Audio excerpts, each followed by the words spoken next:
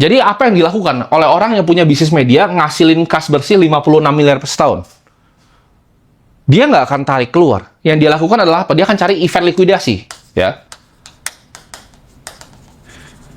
Dan yang paling besar itu adalah IPO. Dia akan melakukan yang namanya IPO. Nanti gue akan jelaskan. Ini banyak strateginya yang kalian nggak paham, ya. Ketika dia dapat 56 miliar, dia akan IPO-in. Misalnya dia mau IPO di harga 1,7 sampai 2,1 triliun.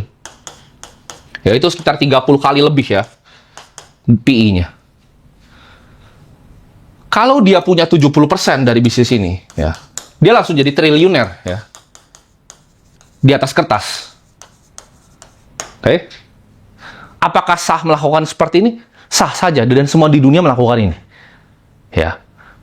Nah, ketika udah begini, gimana caranya kan pertanyaannya cairin kertasnya? Ya, itu nanti gue akan bahas.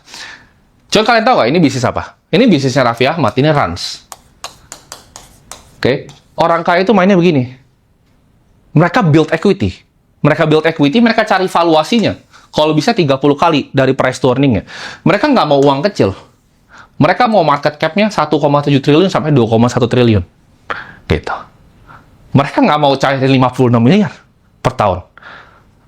Mereka kejarnya uang besar. Ketika dia punya 70%, dia akan dapat 1 T lebih, kan? Asetnya langsung 1 triliun di atas paper. Nah, pertanyaannya sekarang. Banyak yang bingung, oh, tapi kalau udah begitu gimana cara duitinnya? Kalau yang awam lagi, balik lagi nih. Kalau orang miskin mikirnya dia akan jual di publik. Oke, ini kan pikiran kalian. Dia akan jual di publik. Cuman itu cara paling tidak efisien. Dan orang kaya ini kalau kita ngomong semuanya, itu nggak ada yang menjual seperti ini di publik, ya. Yang dia lakukan ketika dia punya perusahaan valuasi 1,7 triliun sampai 2,1 triliun, itu bisa dijaminkan, ya, ke sekuritas. Namanya fasilitasnya adalah repo. Ya, ini orang kaya yang tahu. Jadi ketika punya 1 triliun nih, dia akan repo. Itu lu bisa keluarin misal 30% 300 miliar, ya. Dengan menjaminkan saham ini. Oke.